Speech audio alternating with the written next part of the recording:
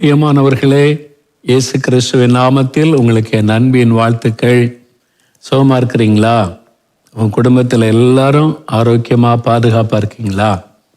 உங்களுக்காக, உங்களுடைய குடும்பத்துக்காக நம்முடைய ஜெபக்குழுவில் தவறாமல் நாங்கள் ஜெபித்து வருகிறோம். ஏன் தெரியுமா? நீங்கள் தெரிந்து கொள்ளப்பட்டவர்கள். உங்களுடைய குடும்பம் ஆண்டவரால் தெரிந்து கொள்ளப்பட்ட குடும்பம். எழுப்புதலுக்காக நீங்கள் தெரிந்து கொள்ளப்பட்டவர்கள். உங்களுடைய ஜெபம் தேவனுடைய இருதயத்திற்கு ஏற்ற ஒரு ஜெபம். நீங்கள் குடும்பமாக ஜெபிக்கிறீங்க, தனியாக ஜெபிக்கிறீங்க, எழுப்புதலுக்காக ஜெபிக்கிறீங்க. அதனால் ஆண்டவர் மகிழ்ச்சி அடைந்திருக்கிறார். இந்த நாளில் கூட உங்கள் கூட சேர்ந்து குடும்பத்தோடு இணைந்து ஜெபிப்பது எனக்கு ரொம்ப சந்தோஷம். வீட்டில் இருக்கிற எல்லாரும் இருக்காங்களா பாருங்க. பைபிள் வச்சுருக்கீங்களா? பைபிள் கொண்டு வந்துட்டீங்களா? பைபிள் கையில் வச்சுருக்கணும். நான் உன்னை விட்டு விலகுவதும் இல்லை, உன்னை கைவிடுவதும் இல்லை. உங்கள் குடும்பம் ஆண்டவருக்கு பிரியமானது. ஆண்டவர் உங்களுடைய குடும்பத்தை விட்டு விலக மாட்டார், கைவிட மாட்டார்.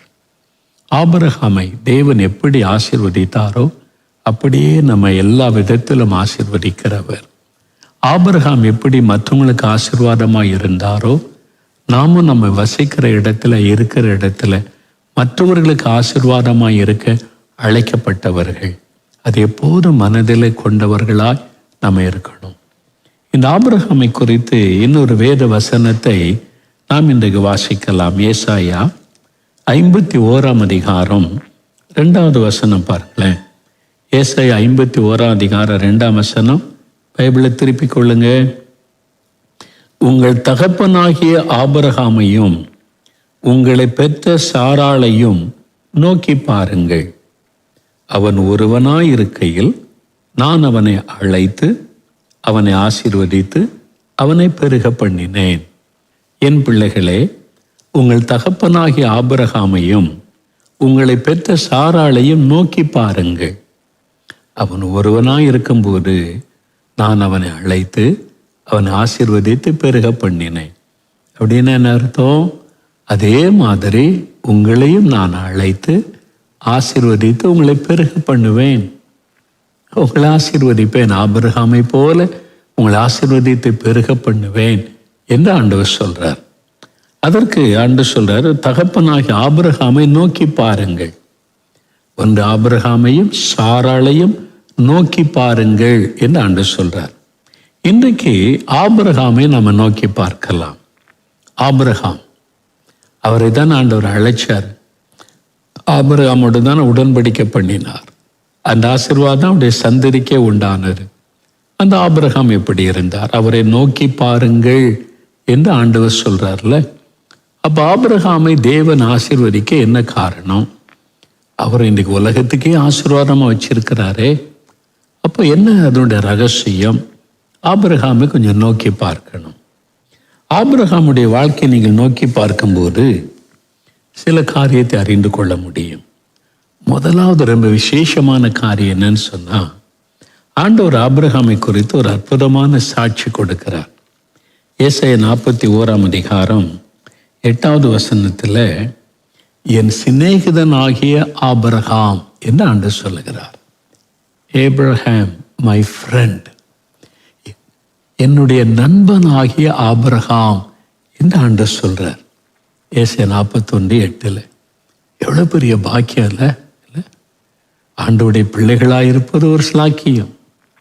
அவருடைய சீஷராக இருப்பது ஒரு பெரிய பாக்கியம். அவருக்கு ஊழியக்காரலாக இருப்பது ஒரு பெரிய பாக்கியம். அதை விட ஒரு பெரிய பாக்கியம் அவருக்கு ஃப்ரெண்டாக இருப்பார். ஆபிரகாமை குறித்து ஆண்டவர் சொல்றாரு, அவன் என் சிநேகிதன், என்னுடைய நண்பன் என்று ஆண்டவர் சொல்றார். அந்த அளவிற்கு ஆபிரகாம் தேவனோடு ஒரு நெருக்கமான அனுபவம் வைத்திருந்தார். குடும்ப தலைவராக இருக்கிற நீங்க சகோதரர்கள் ஆண்டவருடைய சிநேகிதன் என்கிற ஒரு அனுபவத்துக்குள்ளே வந்துடணும். பொதுவாக நிறைய குடும்பத்தில் மனைவிமார்கள், பெண்கள் ரொம்ப ஜெபம் பண்ணுவாங்க, வேதம் வாசிப்பாங்க. ஆண்களும் குறைந்தவர்கள் அல்ல, மணிக்கணக்காக இப்போ ஜெபிக்கிறாங்க. பொதுவாக எடுத்துக்கொண்டால் பெண்கள் ரொம்ப அதிகமாக ஜெபம் பண்ணுவாங்க. என் மனைவி நல்லா ஜெபம் பண்ணுவாங்க, என் மனைவி எப்பவும் ஜெபம் பண்ணி கொண்டே இருப்பாங்க, அப்படி சொல்கிற ஆண்களையும் பார்த்துருக்குறோம். ஆனால் ஒரு குடும்ப தலைவன் என்று வரும்போது அந்த குடும்பத்துக்கு ஒரு ஆசாரியன், த ஃபேமிலி ஹை பிரிஸ்ட், யாருன்னா குடும்ப தலைவன். நீங்கள் தான், ஆபிரகாம், ஆண்கள் தான். இங்கே ஆபிரகாமை குறித்து வேத சாட்சி கொடுக்க ஆண்டவர் சொல்றார், என் சிநேகிதன். ரெண்டாவது சாராளை குறித்து நம்ம பார்க்க முடியும். அப்போ முதல்ல நீங்க ஆண்டவருடைய சிநேகிதனா மாறிடணும். ஆண்டவரோடு அந்த அளவு நெருக்கமான ஒரு வாழ்க்கை, ஒரு ஆவிக்குரிய ஆசீர்வாதம் ஆபிரகாம் பெற்றுக்கொண்டதை போல நீங்க பெற்றுக்கொள்ளணும். நீங்க ஆதியாகமத்தில் 2 வசனத்தை வாசித்த ரொம்ப ஆச்சரியமா இருக்கும். ஆதியாகமம் 18 அதிகாரம் 33 வசனம் பாருங்களேன். ஆதியாகமம் 18 அதிகாரம் 33 வசனம் சொல்லுது, கர்த்தர் ஆபிரகாமோடு பேசி முடித்த பின்பு போய்விட்டார், ஆபிரகாமும் தன்னுடைய இடத்திற்கு திரும்பினான். அந்த வசனத்தை நல்ல கவனிங்களேன். கர்த்தர் ஆபிரகாமோடு பேசி முடித்த பின்பு போய்விட்டார், ஆபிரகாமும் தன்னுடைய இடத்திற்கு திரும்பினான். இப்போ ஆபிரகாம் கர்த்தரோட பேசிட்டு இருக்காரு, ஜெபம் பண்ணிட்டு இருக்கிறாரு, முடிஞ்சிட்டு. இப்போ அவர் திரும்பி வராருன்னு வைங்க, நம்ம யாராவது குறுக்கே போய், ஆபிரகாமை உங்களை தேடி வந்தேன், கூடாரத்தில் நீங்கள் இல்லை, நீங்கள் ஏதோ ஜெபம் பண்ண போயிருக்கீங்கன்னு சொன்னாங்க, எங்கே போயிருந்தீங்க அப்படின்னு கேட்டால் ஆபிரகாம் என்ன சொல்லியிருப்பாரு? நானும் ஆண்டவனும் இவ்வளோ நேரம் அதில் பேசிக்கிட்டு இருந்தோம், இப்போ தான் ஆண்டவர் பேசி முடிச்சுட்டு போகிறாரு, நான் வர்றேன். இல்லை, எப்படி இருக்குது? கொஞ்சம் கற்பனை பண்ணி பாருங்களேன். அப்படிதான் வசனம் சொல்லுது, கர்த்தர் ஆபிரகாமோடு பேசி முடித்த பின்பு போய்விட்டார், ஆபிரகாமும் தன்னுடைய இடத்திற்கு திரும்பினார். நாங்கள் 2 பேரும் இப்போ தான் பேசிக்கிட்டு இருந்தோம், ஆண்டவரும் நானும். பேசி முடிச்சுட்டு ஆண்டவர் போனார், நான் கூடாரத்துக்கு வர்றேன். இன்னொரு வசனம் வாசிங்களேன். ஆதியாகமம் 17 அதிகாரம் 22 வசனம். ஆதியாகமம் 17:22. தேவன் ஆபிரகாமோடே பேசி முடித்த பின்பு அவர் அவனை விட்டு எழுந்தருளினார். இவ்வளவு அற்புதமான வார்த்தை இல்லை? தேவன் ஆபிரகாமோடு பேசி முடித்த பின்பு, தேவாதி தேவன் இறங்கி வந்து ஆபிரகாமோட பேசிட்டு இருக்காரு. 2 பேரும் உட்கார்ந்து பேசுறாங்க.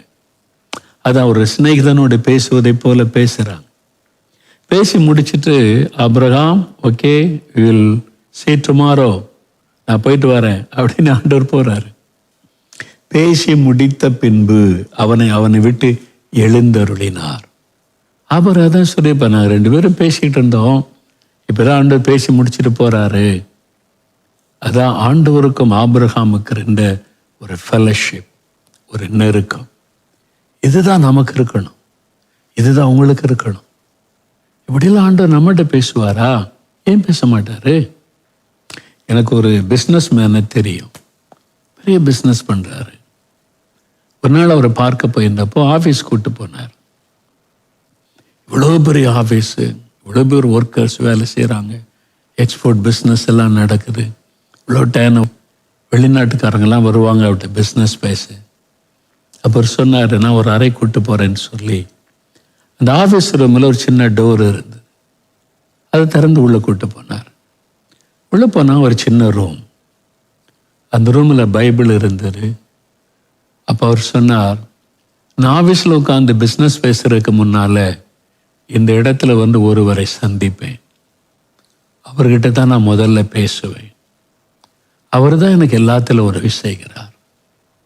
அவர் சொன்னார், நான் முதலாவது இந்த இடத்துல தேவனுடைய பாதத்தில் என் நேரத்தை செலவு செய்வேன், இந்த ரூமில் தான் நான் ஆண்டவரை சந்திப்பேன், இங்கே வந்து அவரோடு பேசின பிறகுதான் நான் பிஸ்னஸ் பேசுவதற்கு நாட்களை சந்திக்க போவேன்னு சொன்னார். That is the secret of my blessing என்பதாய் அவர் சொன்னார். பெரிய பிஸ்னஸ் மேன். அவர் பாருங்க, முதலாவது இயேசுவை சந்திக்கிறார், ஆண்டவருக்கு டைம் கொடுக்கிறார், அதுக்குன்னு ஒரு இடத்தை ஒதுக்கி தேவனோடு பேசுவதற்கு, ஆண்டவரோடு கூட ஒரு நெருக்கமான ஃப்ரெண்ட்ஷிப்.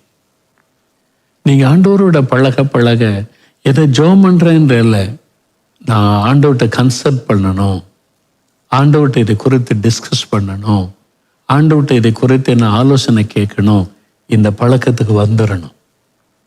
நான் ஜெபம் பண்ணுறேன் அப்படின்ற ஒரு நிலைமையை விட்டு அடுத்த ஸ்டெப்புக்கு வந்துடணும். He is my friend. அவர் என் சிநேகிதன். எனக்கு ஆலோசனை தருவார், எனக்கு கைடன்ஸ் தருவார், எனக்கு அழகாக வழி நடத்துதலை தருவார். நான் அவர்கிட்ட தான் எல்லாத்தையும் கன்சல்ட் பண்ணுவேன். இந்த பழக்கத்துக்கு நம்ம வந்துட்டா உங்களுடைய ஆவிக்குரிய வாழ்க்கை ரொம்ப இனிமையாக இருக்கும். இப்படிலாம் முடியுமாங்க? முடியும். பிஸ்னஸ் மேன் அப்படி இருக்காங்க, வாலிபர்கள் இருக்கிறாங்க, நிறைய பேர் எனக்கு தெரியும். நான் வாழ்க்கையில் சந்திக்கிற பலருடைய வாழ்க்கையில் இன்னைக்கு அந்த அனுபவத்துக்குள்ளே இருக்கிறது எனக்கு தெரியும். நீங்கள் இன்னைக்கு ஆண்டவரோட பேசினீங்களா?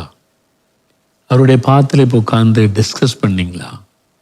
உங்களுடைய ஃபேமிலி காரியம், தேவைகள், மற்ற காரியங்கள் எது வந்தாலும் முதல்ல ஆண்டவர்கிட்ட போய் அந்த காரியமாக டிஸ்கஸ் பண்ணுங்க.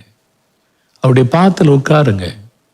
ஆண்டவரே, நான் உமக்கு சொந்தம், என் குடும்பம் உமக்கு சொந்தம், நீ எனக்கு என் குடும்ப தலைவர் என்ற பொறுப்பை தந்திருக்கிறீங்க, என் குடும்பத்தை வழிநடத்துகிற பொறுப்பை என்கிட்ட தந்திருக்கிறீங்க, எனக்கு உங்களுடைய ஆலோசனை வேணும், இதில் நான் என்ன தீர்மானம் எடுக்கன்னு தெரியல, இந்த தேவைக்கு என்ன பண்ணுறதுன்னு எனக்கு தெரியல, இந்த பிஸ்னஸில் என்ன ஸ்டெப் எடுக்கிறதுன்னு எனக்கு தெரியல, இந்த வீடை வாங்கலாமா வேண்டாமா தெரியல, இந்த காரியத்தை செய்யலாமா வேண்டாமா தெரியல, எனக்கு இருமனமாக இருக்குது, I need your help Lord, எனக்கு உதவி செய்யுங்க, எனக்கு கைடன்ஸ் கொடுங்க. உட்காந்து பேசுங்க.